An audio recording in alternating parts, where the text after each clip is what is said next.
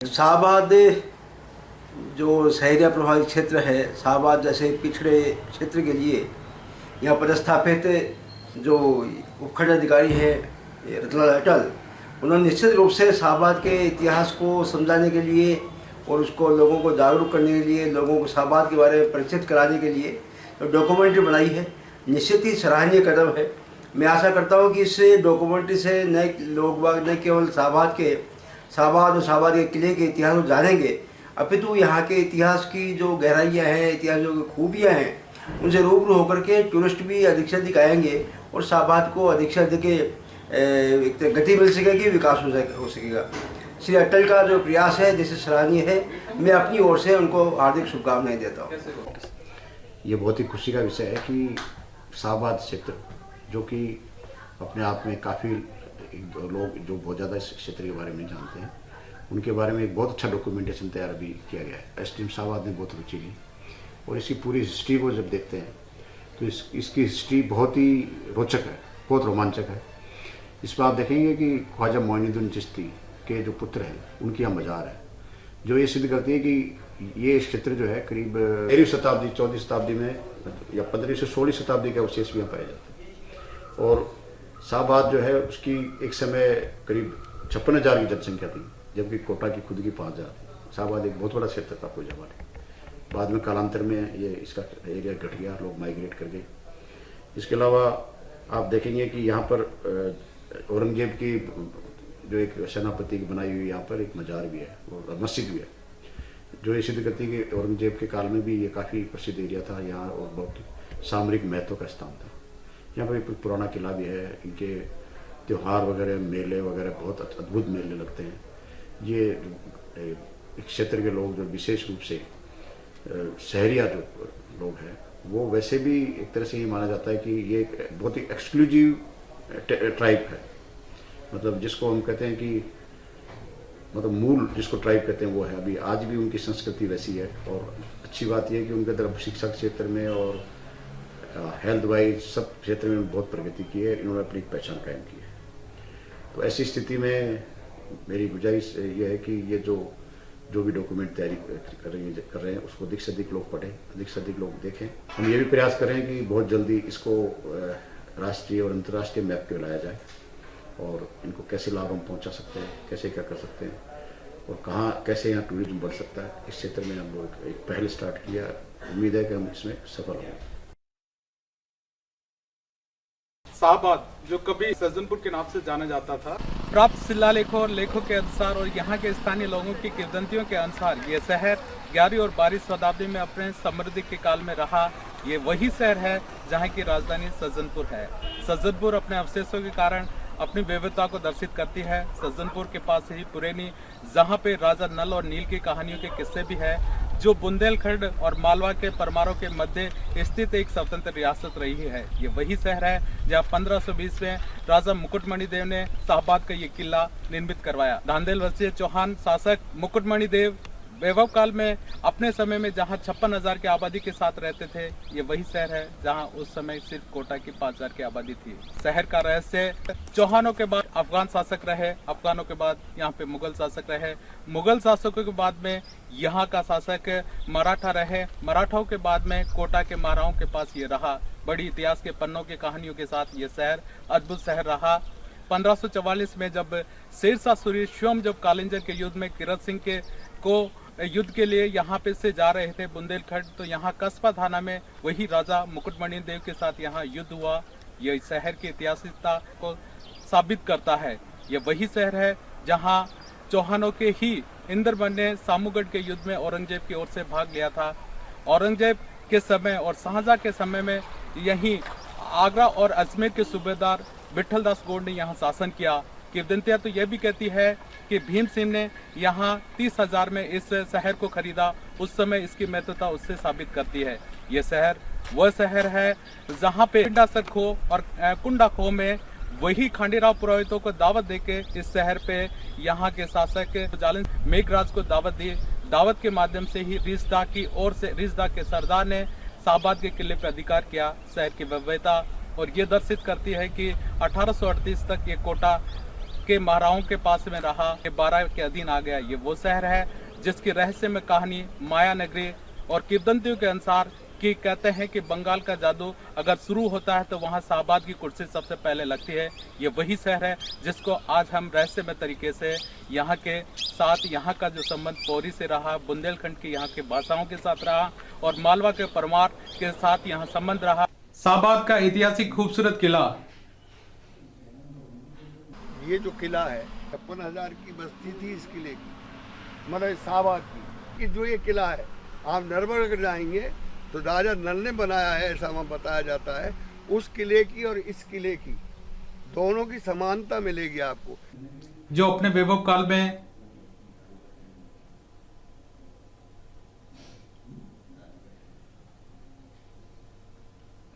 धंधेर वंश से राजाओं का निवास स्थान रहा है। कर्नल टाट के अनुसार धंधेर वंश से चौहान शाखा, ये वो रास्ता है जो शाहबाद की घाटियों में से होके जाता है। ये खूबसूरत रास्ता शाहबाद की खूबसूरत घाटियों में से होके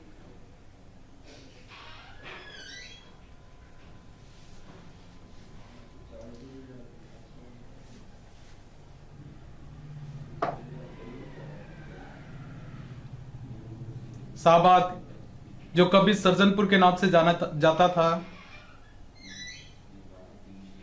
अपनी खूबसूरत वादी और घाटियों के कारण ये खूबसूरत शहर शाहबाद, ये शाहबाद की मस्जिद जो जामा मस्जिद दिल्ली की तर्ज पे बनाई गई है, शाहबाद घाटी से लिया हुआ विहंगम दृश्य, ये सज्जनपुर का राजदारा जो कभी शाहबाद की राजधानी रही है,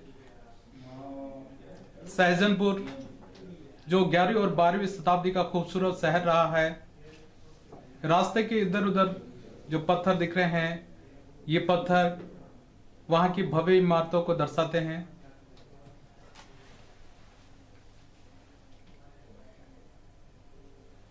सज्जनपुर,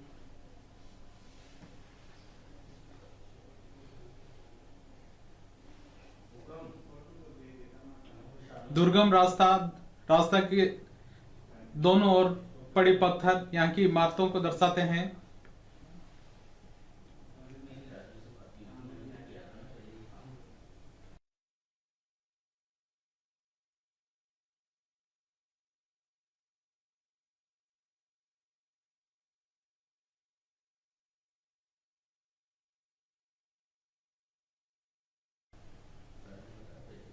सज्जनपुर का ये खूबसूरत तालाब जो कभी बड़ा शहर होता था, यहीं से शहरवासी पानी पीते थे।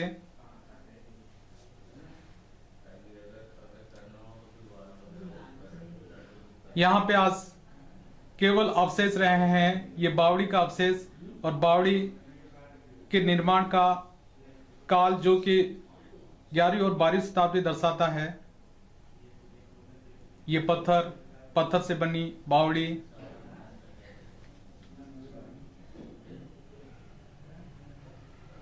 बावड़ी का तल घर अभी भी पानी से भरा हुआ है। मजारी में स्थित ये महल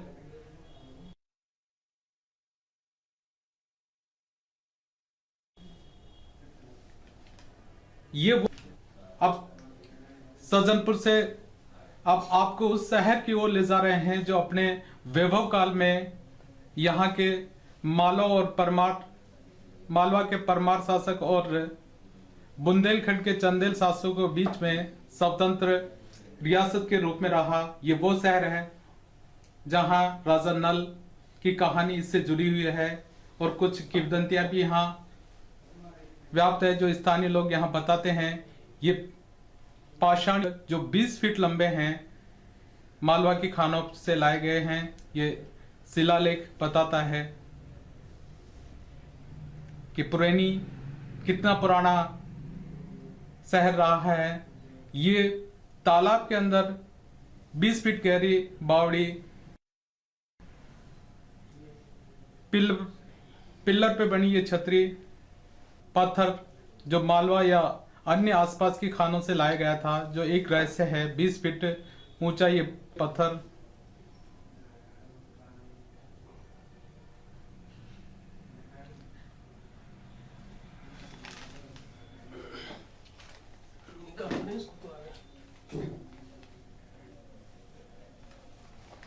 वो आओ कहे कहूँ कि मुझे कहे स्वर रहा है वो बन कसोसी कि यार मैं मार तो नहीं पा के बार सपना दे दो कि मैं जब नहा रहा हूँ तो बस सब मैं लूटते नहाई थी कहे शोर हो गई बात स्थान बनवा के बच्चे है। कभी आप लोगों को दिखा? हाँ दिखाओ कभी कभी दिखा आपने सफेद सुअर आपको? कभी कभी कभी दिखाओ कभी कोई मांस कभी कभी तो कब दिखा आपको? दिखा क्या? हाँ दिखाओ मांस बात चौदिया को कौन से कितने साल? मंदिर 15 हनुमान जी बना तब दिखाओ जब बना हनुमान जी का मंदिर बना तब? हाँ। कितने साल पहले बना था ये? जो भैया 8-10 साल हो गई 10-15 साल। आपको खुद को दिखा था कि हाँ। किसने कहा कि दिख रहे? नहीं मैं वो दिखाओ हनुमान जी दर्शन भाई बस सुअर दिखाओ मुँह तो मैं खुद ही रहता हूँ सफेद सुअर? हाँ सफेद सुअर कब सपने में आ जाता है खो जाता है बस ये। तो सफेद सुअर ने राजा नल के कोड को दूर किया? हाँ वो बात नहाने से उसकी क्या शुरू हो गई। तो ये जो ये खंडर दिख रहे हैं ये तो है मंदिर 15 मीटर का पुराना था ये तो कोई ये क्या है? ये जो महल हो है इसका राजा नल का मंदिर होते है मंदिर हो उसको मंदिर है कि महल है? हाँ महल है उसको भाई को राजा नल का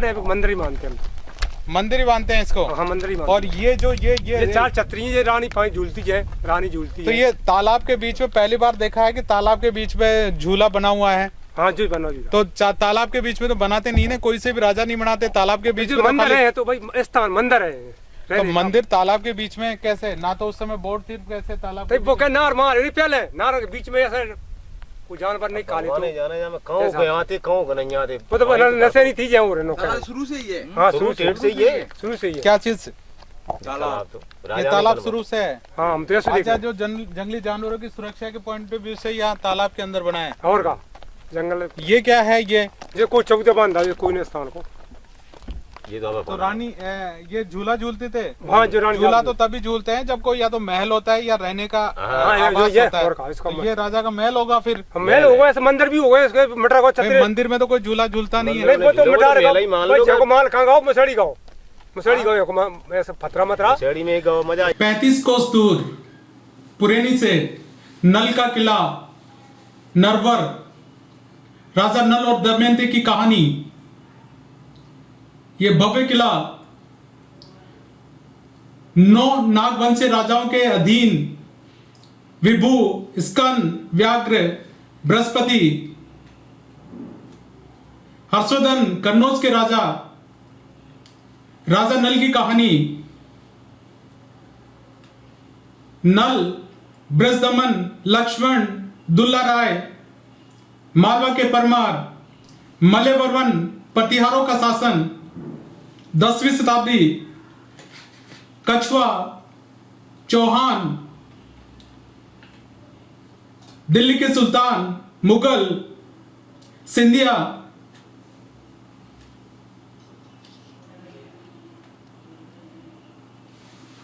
शताब्दी मलयवर्मन नल दुर्ग आसल देव का ये शिलालेख चौहान वंशीय शासक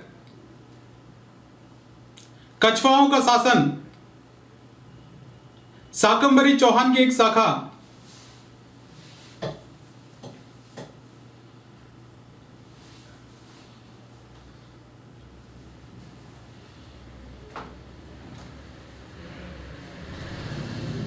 पत्थर के स्तंभ पर लिखित ये लेख आसल देव का 13वीं शताब्दी का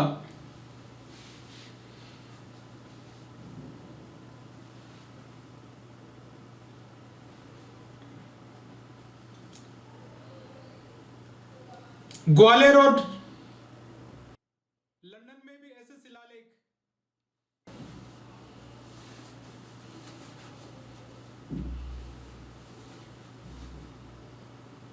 किले के प्राचीर मध्य युगीन प्रभाव मुगल शैली का प्रभाव मलयवर्मन के बाद सल्तनत काल ये वही टकसाल है जहां पे सिक्के बनाए जाते हैं। बाप ये स्तंभ और पुरानी के स्तंभ भव्य महल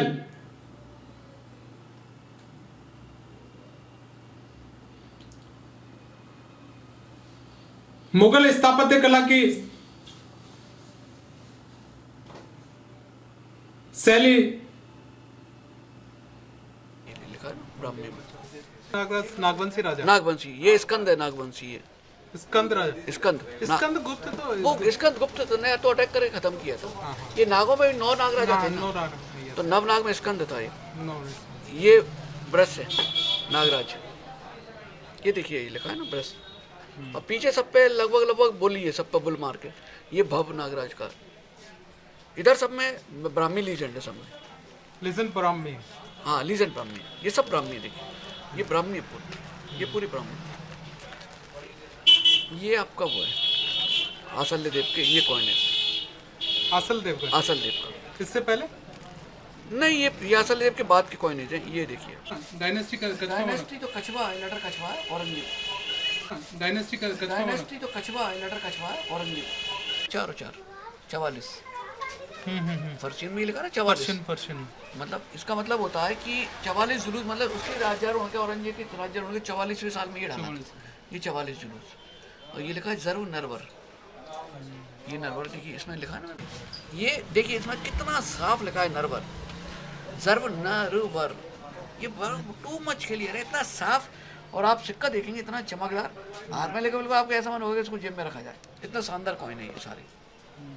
ये जैसे पैरागामी डालना है तो डाई रखी और ऊपर से ठोक दी, अब कोई पार्ट कट गया, कोई इधर का पार्ट कट गया, किसी में इधर का पार्ट कटता था, किसी में इधर का पार्ट कटता था, यानी प्रॉपर गोल। तो फिर क्या हुआ, जब ब्रिटिशर्स आ गए और जब देसी राजवाड़े पैदा हो गए, उनने प्रॉपर फिर वो मशीनें आई ब्रिटिश वाली, नहीं जितने भी मुगल कॉइनेज है, अब किसी में देखिए इसमें इधर का पार्ट कम है, इधर पार्ट कट गया, तो किसी में इधर का पार्ट कट जाता था, उन्होंने जल्दी से जैसे गलाया और गला के जल्दी से डाई पे डाला और ऊपर से ठोका, तो किसी में कम इधर का पार्ट आया, किसी में कम इधर का पार्ट आया, तो ऐसा हो जाता था। सूर्य के समय का नहीं, कौन का? सूर्य के समय टकसाल आ गए थे, नहीं शेरशाह सूरी का, तब नरवर में वो नहीं थी, टकसाल नहीं थी। नरवर की टकसाल तो सिर्फ नरवर की टकसाल का सबसे पहला जुड़ी है जो दोबन के पीछे, नहीं वो नहीं, कोई दंत कथा ही, वो दंत कथा है लोरी की, पर्टिकुलर राजा नहीं है। अब ये अहमद शाह था, अब ये इसके बाद आ जाएंगे आप, ये आलमगीर सेकंड, ये आलमगीर सेकंड की कॉइन है नरवर के, बहुत देखिए कितना क्लियर है नरवर, बहुत क्लियर। और ये स्टार मार्क जो मिंट मार्क,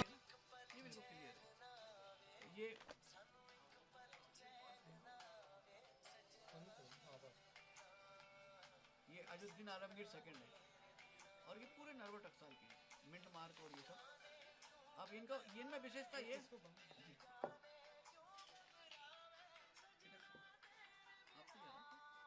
अरे ये ले जाना के 4थे साल में इशू हुआ है, ये इसके 5वें साल में इशू हुआ है, और इजरी भी दिया है इनमें।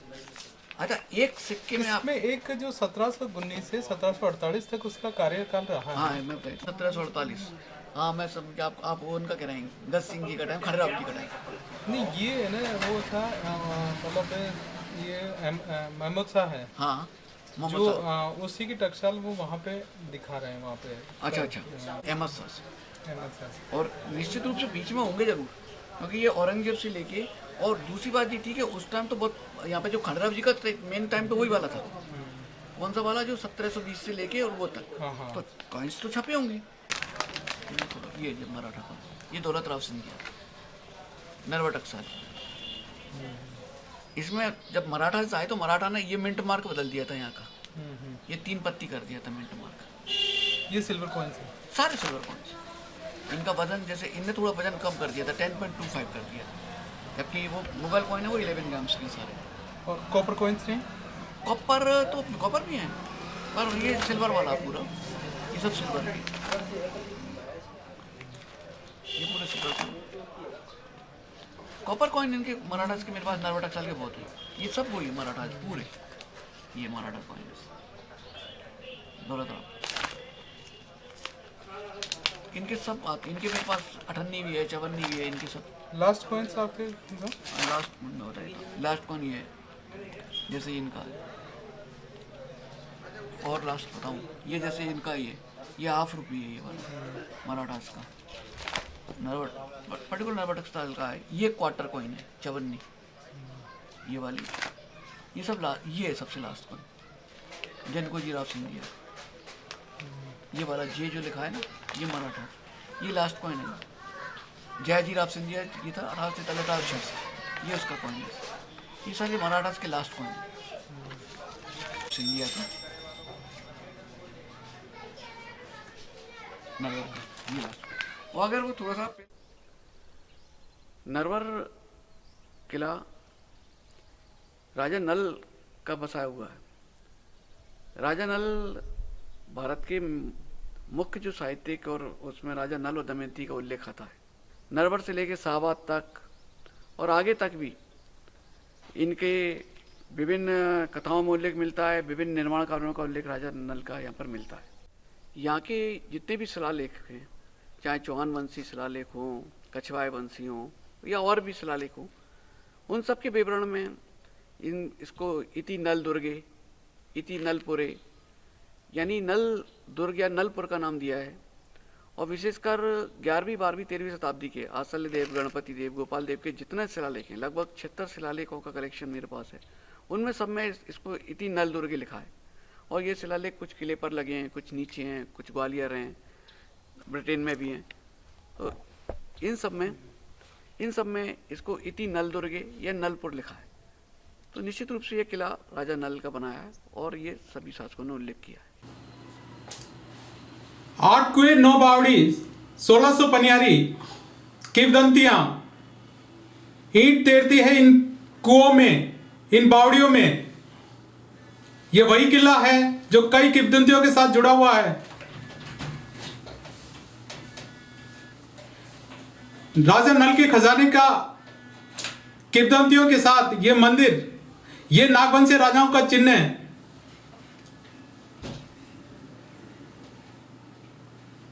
नागवंशी राजाओं का शासन।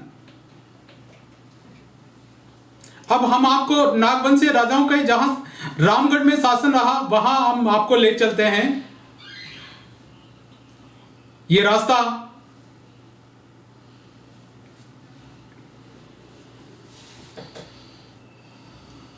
पैंतालीस कोस दूर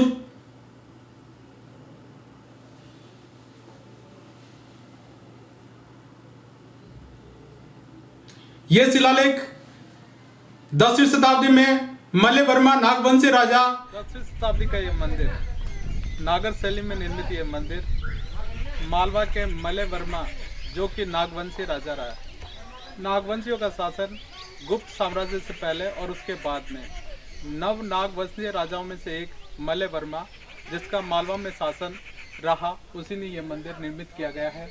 यहाँ पे आप देखिए कि अप्सराओं की, स्त्री और पुरुष की विभिन्न मुद्राओं में यहाँ पत्थर पे मूर्ति अंकित कर रखी है। ये महादेव को समर्पित ये मंदिर, जहाँ पे कीचक, विद्याधर, यक्ष, यक्षिणी की मूर्तियाँ भी यहाँ पे दिखाई दे रही है। ये वही नागवंशी राजा है जहाँ के सिक्के और मुद्रा नरवर में भी प्राप्त हुई है और पूरे मध्य भारत में उनका साम्राज्य रहा है। ऐसी ही मूर्तियां यहाँ से 40 किलोमीटर दूर विलासगढ़ में, विलास नदी पर बसे हुए विलासगढ़ में कृष्ण विलास में पाई गई है। भगवान शिव को समर्पित यह मंदिर, पत्थर पर निकासी, अप्सराओं की, किन्नर, यक्ष, यक्षिणी, कीचक,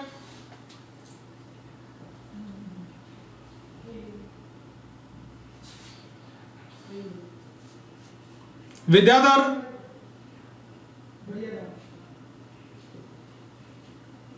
सूर्य के ये विशाल मंदिर,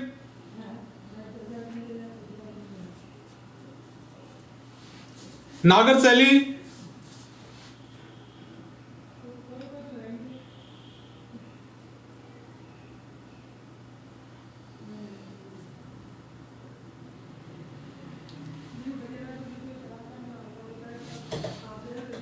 पत्थरों पे निकासी, दूसरा खजुराहो,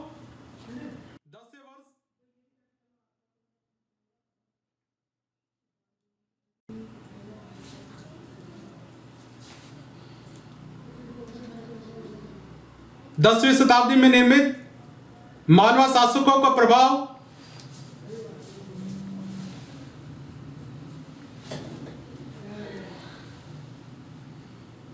पत्थर पे अप्सराएं,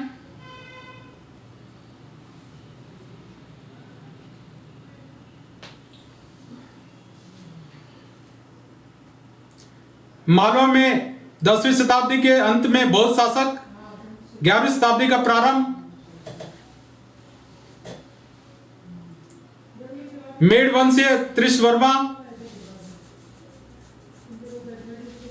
सूर्य को नमन करती है पत्थर की मूर्ति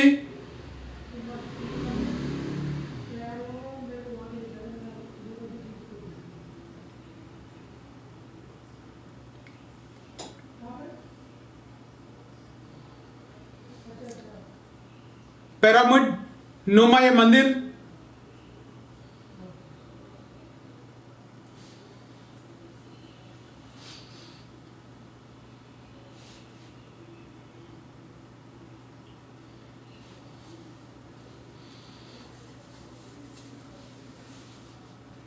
शिव और शिव के विभिन्न मुद्राओं में स्तुति,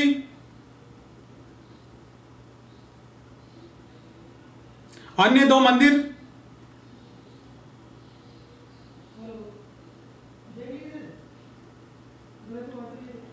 यही मंदिर से बूढ़ा पुष्कर। अब हम आपको ले चलते हैं यहां से इसी शैली और इन्हीं नाग राजाओं के शासन का एक और राज्य विलासगढ़, विलास नदी।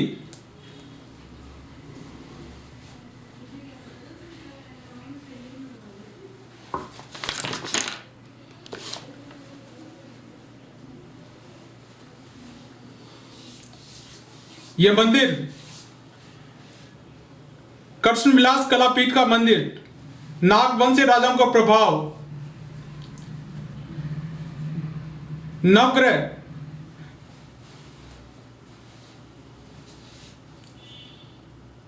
बावन देवता,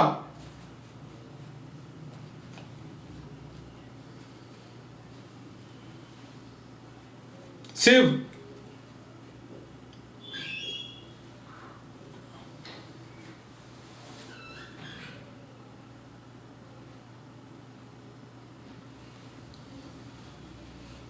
अश्व सूर्य का देवता, शिव का अन्य स्वरूप, सृष्टि के विभिन्न देवता,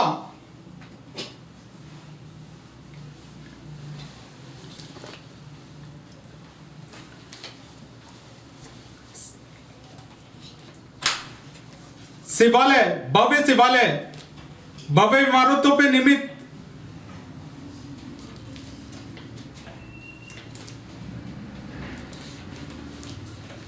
ये विशाल शिव मंदिर,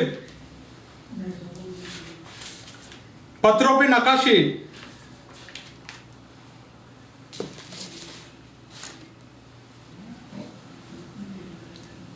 मंदिर में ये पत्थर, ये 4 दरवाजे, ये वही 10वीं शताब्दी के मालवा शासकों का मंदिर। 10वीं शताब्दी में मालवा में परमार राजा भोज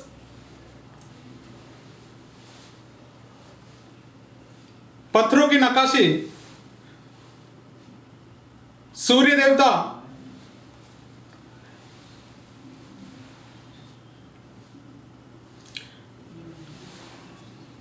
पत्थरों पे बने ये अप्सराओं के चित्र, शिव स्तुति के विभिन्न मुद्राओं में चित्र, ये विशाल स्तंभ,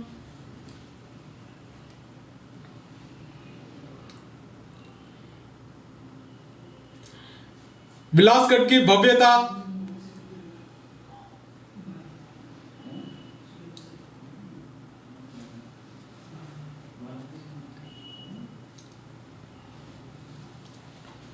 ये नक्काशी,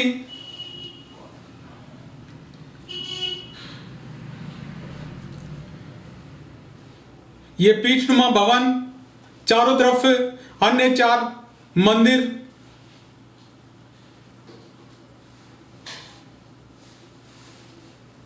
पत्थर के विशिष्ट आकृतियां बनी हुई, शिव स्तुति,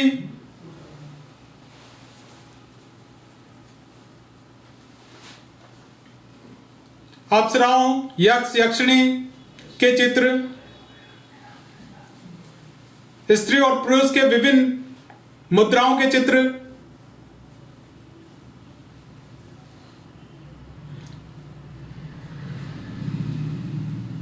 विलासगढ़ की भव्यता, ये जैन मंदिर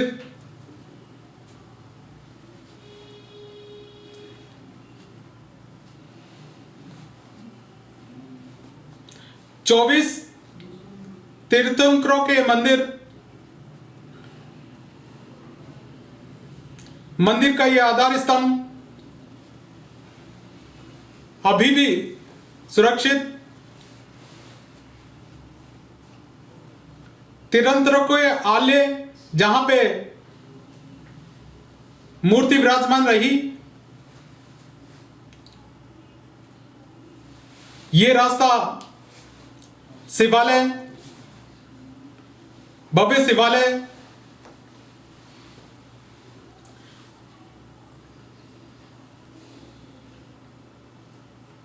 तेरहवीं 14वीं शताब्दी, भव्य विलासगढ़,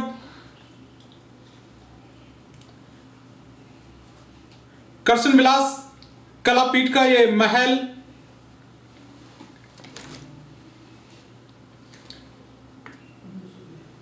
छिपा चांदी महल,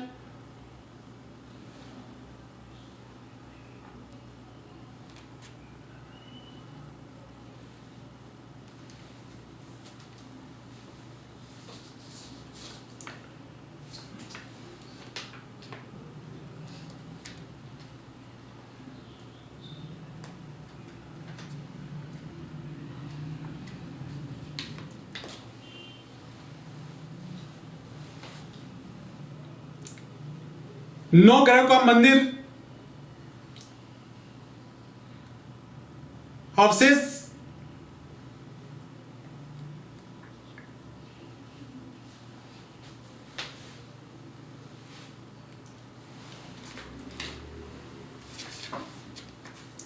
मालवा के शासकों में भीमसा का शासन, रानी चित्रांगदा, सुकन्या की कहानियों का ये विलासगढ़,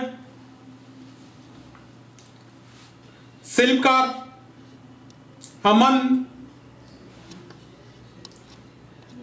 शिष्य कौस्तुभ, सुकन्या, ये वो रास्ता है जहां सुकन्या ने कन्या दह 1301 अलाउद्दीन खिलजी का रणथंभौर में अधिकार के बाद में उसके भाई उलुग खां का शासन, सुकन्या को प्राप्त करने की इच्छा, ये दे जहां सुकन्या ने कन्या दे किया,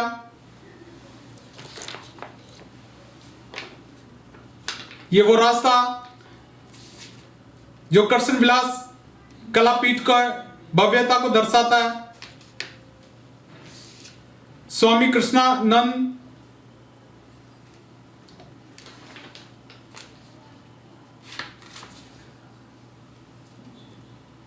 शिक्षा पीठ,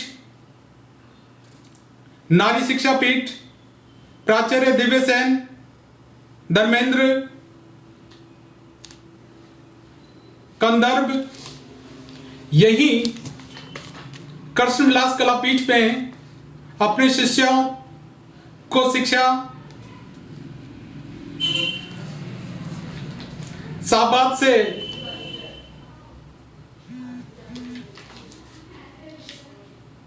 चौदह कोस दूर सीताबाड़ी की कहानियों के साथ सुकन्या का सीताबाड़ी में आगमन, ये वो महल जो कन्यादह से दिखता है।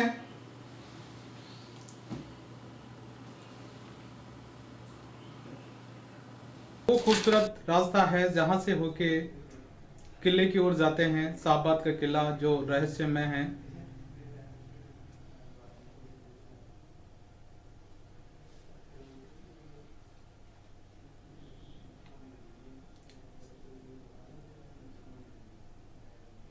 ये खूबसूरत शहर शाहबाद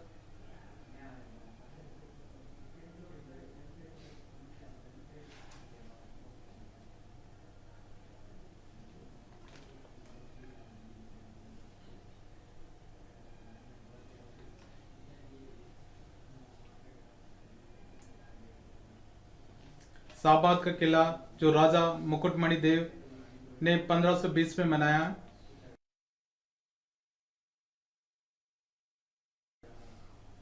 ये किले का रास्ता जो दुर्गम जंगल में से होके जाता है।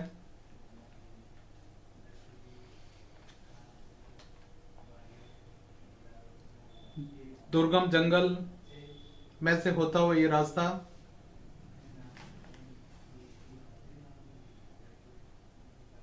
किले की प्राचीर, भव्य प्राचीर जो यहाँ के धंधेर वंशीय चौहान शासकों ने बनाया।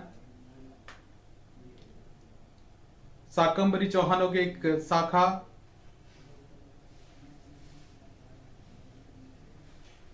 जो सारंगदेव के समय, उनके तरते पुत्र के समय यहाँ पे आके स्थापित हुई।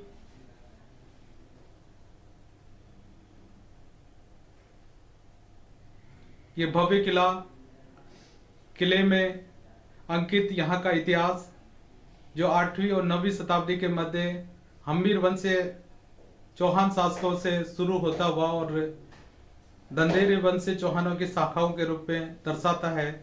ये वही शिलालेख है जहाँ पे सारंगदेव और उसके छठी वंश के राजा जाचक देव हुए थे और जाचक देव के बाद मुकुटमणि देव और इंद्रमद जैसे जिन्होंने 3000 की मनसबदारी मुगल में ली।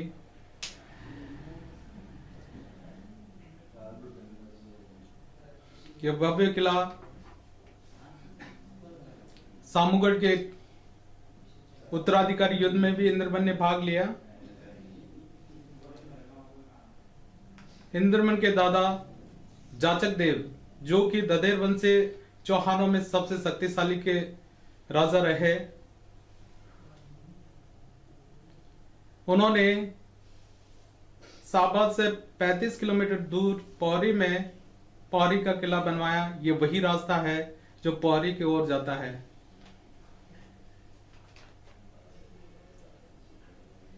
पौरी शहर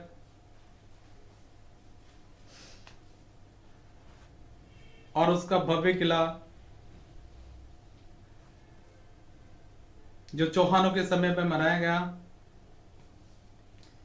किले की भव्य प्राचीर, किले की स्थापत्य कला 15वीं और 16वीं शताब्दी को दर्शित करती है। स्थापत्य कला में मुगल शैली का प्रभाव भी दर्शित हो रहा है। ये महल, दरवाजे, राजा रानियों के जाने के रास्ते,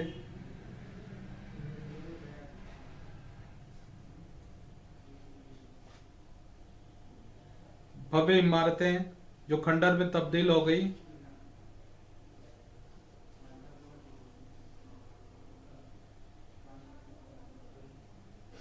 कहते हैं कि खांडेराव पुरोहितों की रात को यहां अभी भी सभा लगती है और इसको हॉन्टिंग पैलेस के रूप में भी जाना जाता है।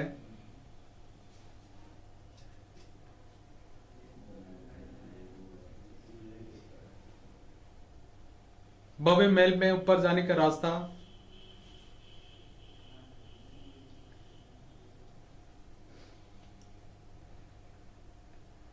मराठाओं के अधीन रहा ये किला। मराठाओं ने भी समय समय पर इस पर निर्माण किया। किले से शहर का, पौरी शहर का भव्य दृश्य। मैं मुकेश सिंह, उप जिला कलेक्टर एवं एसडीएम पौरी। उप जिला कलेक्टर एवं एसडीएम शाहबाद श्री रतन अटल जी जो इस डॉक्यूमेंट्री को आपके सामने प्रस्तुत कर रहे हैं, उसके संदर्भ में आज उनका पौरी आगमन हुआ है। शाहबाद एवं पौरी का आपस में बहुत गहरा संबंध रहा है। आप मेरे पीछे जिस पौरी किले को देख रहे हैं, स्थानीय लोगों के अनुसार एवं स्थापत्य कला को देखने पर यह प्रतीत होता है कि इस किले का निर्माण 15वीं शताब्दी में हुआ है तथा जो धांधले चौहान राजपूत शासक मुकुटमणि देव, उनके दादा श्री जाचक देव के द्वारा इस किले के निर्माण को बताया जाता है। इनके पश्चात समय समय पर इसमें अनेक शासकों का शासन रहा, जिसमें खांडेराव पुरोहितों ने भी यहाँ पर अपना राज किया है तथा उसके बाद इसमें जीर्णोद्धार कराया है। पोहरी अपने समय में एक बहुत ही समृद्ध शहर था तथा इस किले की वैभवता और शान और बान को देखकर आप इसके पुरातत्व का एक अपने आप में महत्व समझ सकते हैं। नमस्कार। राधा कृष्ण मंदिर में ये भव्य मूर्ति जो चारों ओर देवी के चित्र को जो प्रकृति देवी के रूप में है दर्शित करते हैं।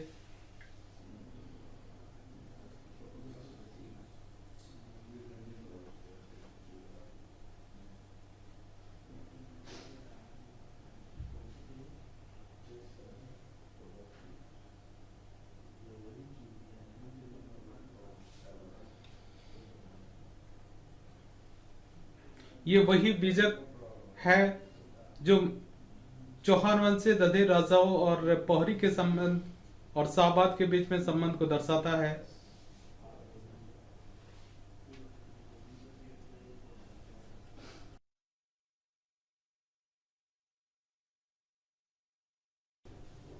मराठाओं से पहले चौहानों का यहाँ जो शासक रहा, शासन का लेख अंकित है।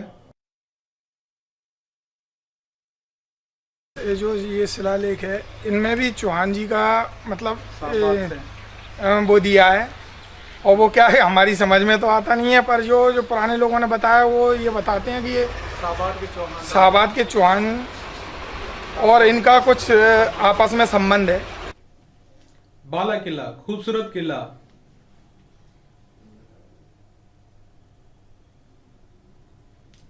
राजा मुकुटमणि देव व उनके वंशजों का भव्य महल इसी किले में है। ये खूबसूरत प्राचीर किले के चारों ओर और इस महल के चारों ओर गहरे परकोटे सुरक्षात्मक रूप से शहर की रक्षा करते हैं, किले के अंदर आबादी की रक्षा करते हैं। ये वट वृक्ष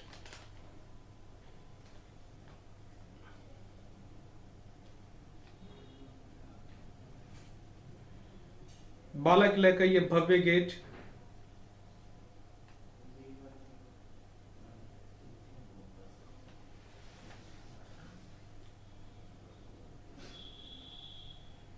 सुरक्षा प्रहरी के रहने का ये स्थान,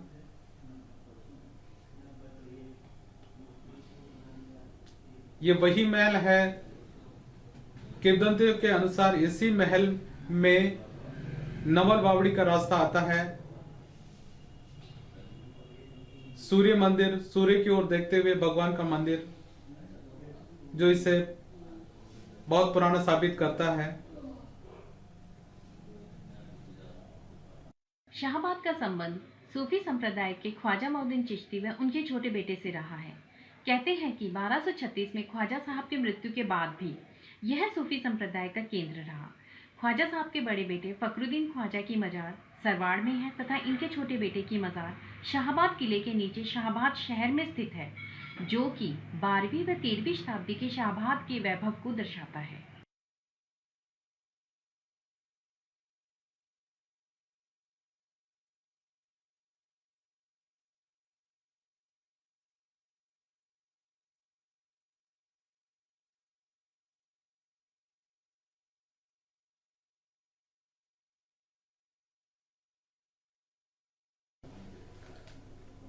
पंद्रह 1521 में राजा मुकुटमणि देव द्वारा बनाया गया ये मंदिर, नगरकोट माता मंदिर, जो आसपास के लोगों का श्रद्धेय स्थान है, मनोकामना पूर्ण करने वाला ये मंदिर।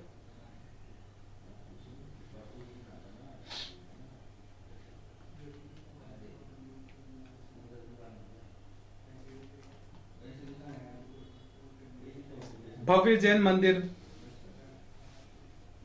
शाहबाद में स्थित, जो शाहबाद की भव्यता को दर्शाता है। मंदिर में ही 500 पांडुलिपि है, जो 200 साल पुरानी है।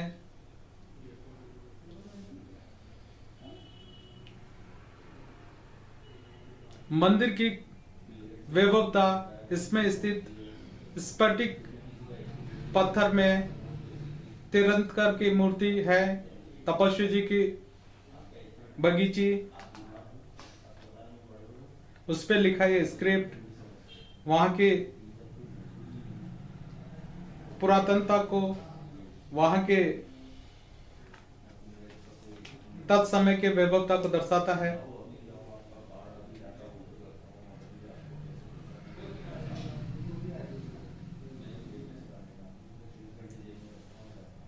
नादिया, शिवलिंग, बावड़ी, बावड़ी में अंकित यह लेख अवस्थी जी की बावड़ी जो शाहबाद के शहर और आसपास के शहरों के लिए पानी की व्यवस्था उपलब्ध कराती थी। बावड़ी में अंदर जाती हुई ये सीढ़ियां, 3 मंजिली ये बावड़ी दस्युद्ध क्षेत्र नाथू सिंह जी जो कोटा दरबार से थे, दस्युओं से लड़ते हुए यहां शहीद हुए।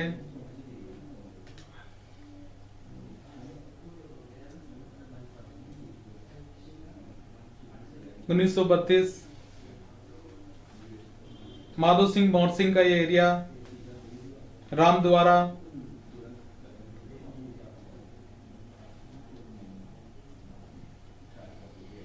शाही क्षत्रिय राजा मुकुटमणि देव, इंद्रमन, जगतमन व उनके वंशजों के ये क्षत्रिय सारंगदेव के वंशज, कर्नल टाट के अनुसार दंदेर की शाखा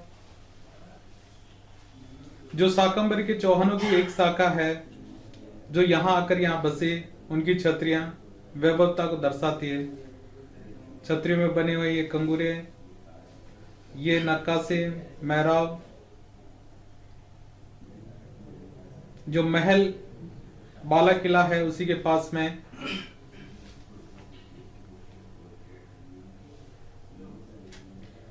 कस्बा थाना। कहते हैं कि राजा मुकुटमणि देव ने 1544 में जब शेरशाह सूरी कीरत से जो कि कालिंजर दुर्ग का राजा था उस पर आक्रमण करने आया तो इसी रास्ते से आया था। राजा मुकुटमणि देव और इंद्र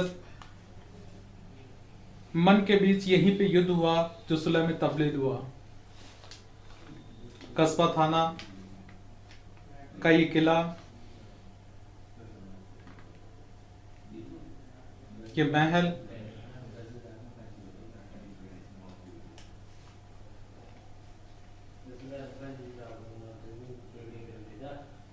ये दरवाजे,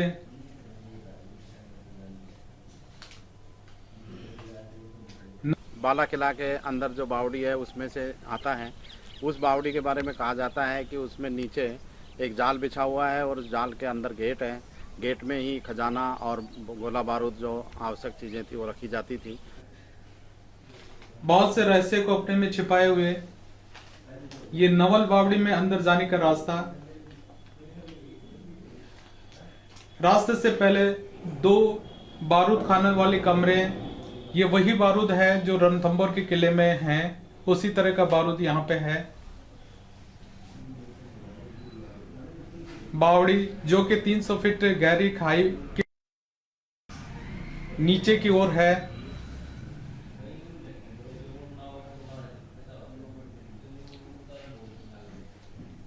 आज भी स्थानीय लोग और आसपास के लोग इस बावड़ी में खजाने की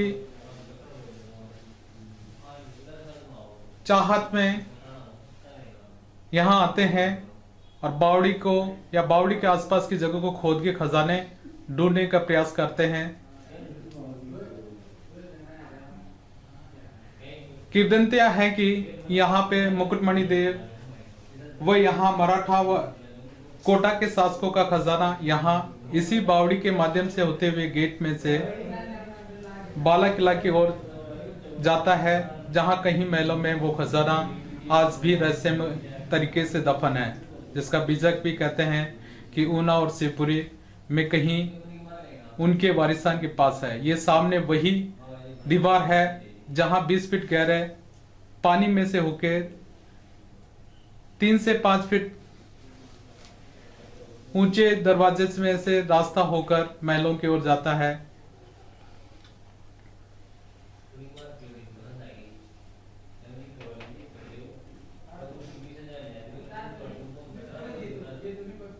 ये वो बावड़ी है जो रहस्यमय तरीके से अपनी कहानी समेटे हुए हैं। ये वो दरवाजा है, यहीं से 20 फीट गहरा पानी भरा हुआ रहता था, जहां नीचे गेट होता था और गेट के ऊपर पानी 20 फीट रहता था। उसी में से एक छोटे गेट में से खजाने की ओर और महलों की ओर रास्ता किंवदंतियों के अनुसार जाना होना बताया। ये रास्ता है जहां से बावड़ी में जाते हैं। ये टकसाल जो अपने संप्रभुत्व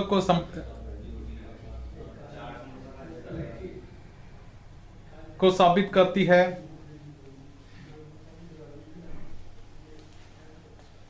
टकसाल में सोने के और चांदी के सिक्के यहाँ पे बनते हैं। पुरानी तहसील दंदेर वंश से राजाओं का वैभव काल, जहां कोर्ट लगता है, राजाओं का सभा स्थल जो खंभों पे स्थित है, मंत्रणा कक्ष,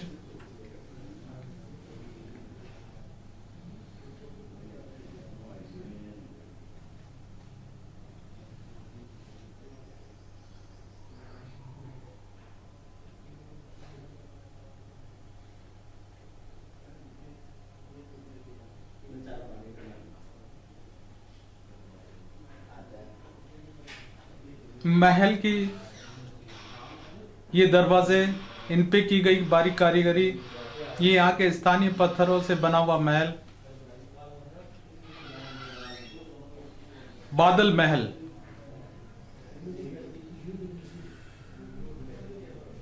विक्रम संवत 1692 में निर्मित चौहान शासकों द्वारा यहाँ की नक्काशी,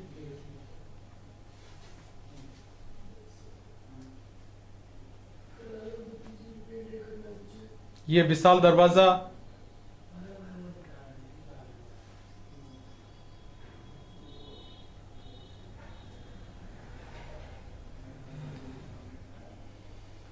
महल के अंदर ये महल,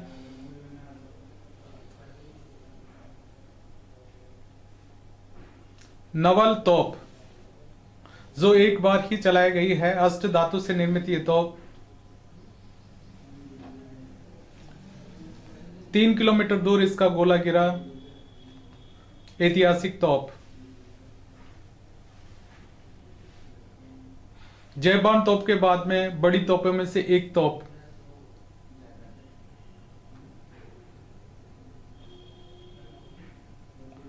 किले में कुल 18 तोपें,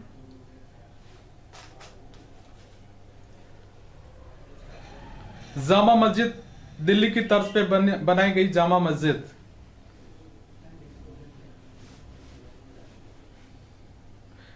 औरंगजेब के समय बनाई गई जामा मस्जिद,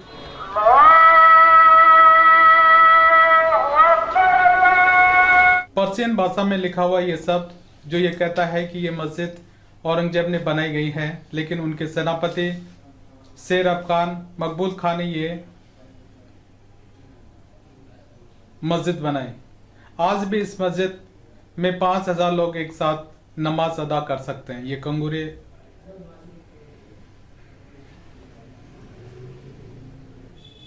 ये मीनार,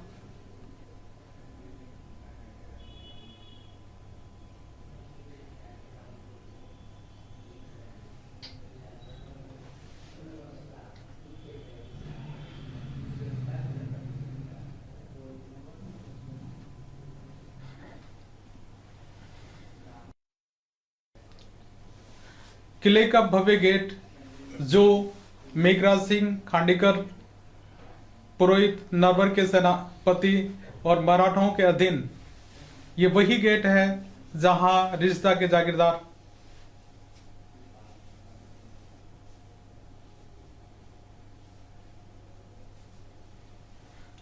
ने यहां से किले को फतेह करके फतेह दरवाजा बनाया। पिंडासर खो, खांडे राव पुरोहित, मेघराज सिंह का शासन नरवर के सेनापति और मराठाओं के अधीन शासन के दौरान कोटा के शासक जालिम सिंह ने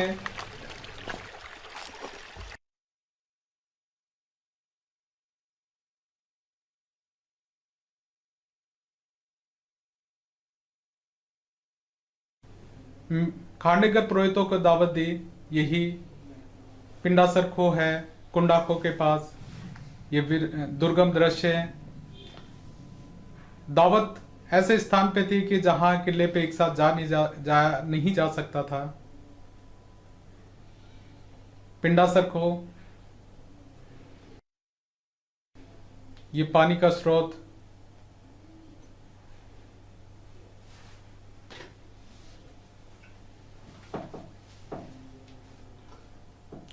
अब हम आपको ले चलते हैं केलवाड़ा, जो चौहानों के अधीन ही केलवाड़ा शहर का निर्माण किया। केलवाड़ा एक जागीर रही है। ये केलवाड़ा का किला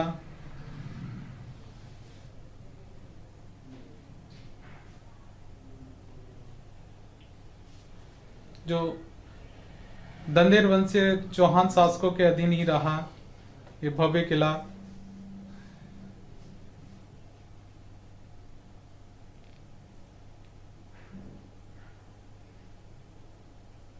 खंडेला केलवाड़ा रियासतें दंदेर वंशीय राजाओं की।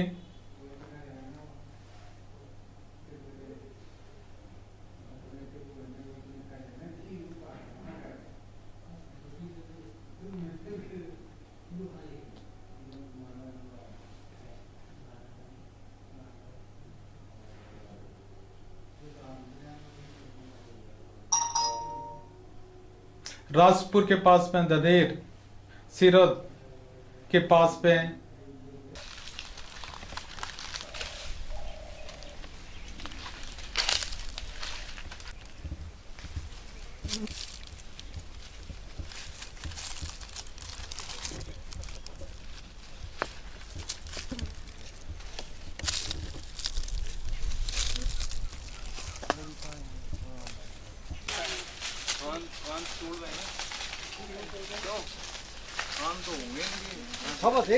सब तोड़ रहे टूट रहा है।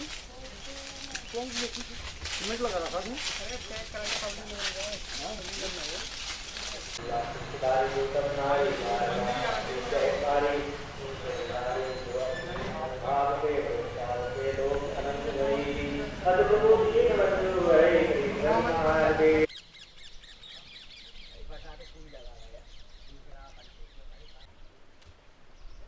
और सदा से शहर समाज का यही सबसे बड़ा मेला लगा है। और वाल्मीकि जी का और सीता लवकुश का पवित्र स्थान। तो इससे जो बिलासगढ़ की, रामगढ़ की कहानियां भी यहाँ जुड़ी है कि वो भी वहाँ के उधर की पंचायत लोग पंचायत करने यहीं आते थे। शहरिया के चोरसिया जो आप कहते हो। अब श्रीमान जी इसका तो हम भी लिखे पढ़े नहीं है, बहुत पुराना है। अब ये तो ऐसा ही चीरा देखा है हमने। अच्छा, इसको बीजक बोलते हैं।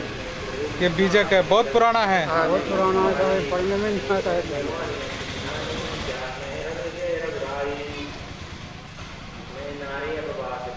सबसे बड़ा शहर समाज का यही है। आसपास से पूरे 12 कोटा जहाँ पे भी शहर समाज रहता है ये कुंभ में। वैसे 12 कहाँ की होती है, 84 की भी यहाँ होती है। हम तो दोनों तहसीलें की यहाँ मिल रहे हैं, इसी मंदिर से जुड़े हुए हैं। सीता माता मंदिर का यही वो आश्रम है जहाँ पे माता सीता को रखा गया था। उनके पुत्र लवकुश भी यहीं इसी मंदिर पे रहे हैं। ऐतिहासिक और पौराणिक महत्व का ये स्थान, जहाँ सोमवती अमावस्या को दंडवत प्रणाम करते आते हैं। ये कुंड, सूर्य कुंड, और मौनी अमावस्या को यहाँ शहरियों का महाकुंभ लगता है। ये लक्ष्मण मंदिर कोटा के दरबार महाराव ने के समय पे श्री लक्ष्मण सिंह ठाकुर केरवाड़ा जागीरदार ने बनवाया। ये लगभग 3000 वर्ष पुरानी सीतावाड़ी तपोभूमि रही है। यहाँ पर वाल्मीकि आश्रम रहा हुआ है, लव कुश की जन्मभूमि रही है तथा उन्होंने जीवन जन्म वगैरह यहीं बताया गुजारा गया है। ये लक्ष्मण मंदिर जहाँ पे दूर दूर से श्रद्धालु आता है, 12 जिले का सबसे बड़ा मंदिर, दर्शनीय स्थल।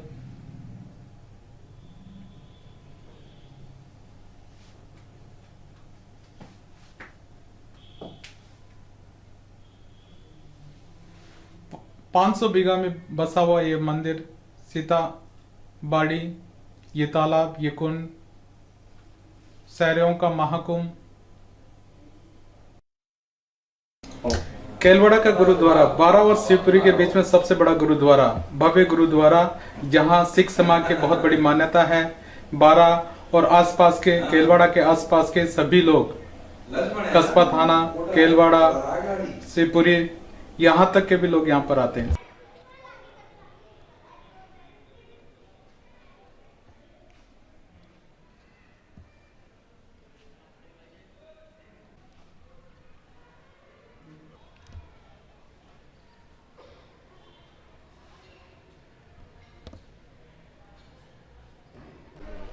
ਇਹ ਵਾਲਮੀਕੀ ਜੀ ਦੀ ਤਪੋਭੂਮੀ, ਸੀਤਾ ਮਾਤਾ ਜੀ ਦੀ ਤਪੋਭੂਮੀ ਤੇ ਲਵ ਕੁਸ਼ ਦੀ ਲਵ ਕੁਸ਼ ਜੀ ਜਿਨ੍ਹਾਂ ਦੀ ਤਪੋਭੂਮੀ ਹੋਣ ਦੇ ਕਾਰਨ ਪੂਰੇ ਭਾਰਤ ਵਿੱਚ ਪਵਿੱਤਰ ਸਥਾਨ ਦੇ ਹੋਣ ਦੇ ਕਾਰਨ ਇਹ ਗੁਰਦੁਆਰਾ ਸ਼੍ਰੀ ਕਲਗੀਧਰ ਦਰਬਾਰ ਇਸ ਪਾਵਨ ਸਥਾਨ ਤੇ ਬਣਿਆ ਹੈ ਜੀ। ਵਾਹਿਗੁਰੂ ਜੀ ਕਾ ਖਾਲਸਾ, ਵਾਹਿਗੁਰੂ ਜੀ ਕੀ फतेह। शाहबाद एक ही समय में एक स्वतंत्र रियासत थी और शाहबाद जहाँ आज है उसको बसाया मुकुटमणि देव ने, लेकिन मुकुटमणि देव और उसका परिवार यहाँ पर सहजनपुर जो शाहबाद के पास ही है वहाँ से आया था और ये लोग धनेल वंशी चौहान थे और सहजनपुर इनकी पहली राजधानी थी। और बाद में 1521 में मुकुटमणि देव ने पहाड़ के ऊपर 3 पुराने किलों को हटाकर, खंडर किलों को हटाकर नए किले का निर्माण किया। उसने नगर बसाया और एक उस युग में इस सारे प्रदेश में उससे अच्छा कोई नगर नहीं था। शहर पनाह बनाई और किले में तरह तरह के निर्माण कराए, शहर में तरह तरह के निर्माण कराए। किले में जो कई सारी बातें हैं उसमें 2-3 बड़े महत्वपूर्ण बिंदु हैं। एक बिंदु तो ये है कि वहाँ की जो तोप है जिसको नवलवान तोप कहते हैं और कहते हैं 18 मील तक उसका गोला जाता था, वो अभी भी सुरक्षित एक बुर्ज पर रखी हुई है। दूसरी बात जो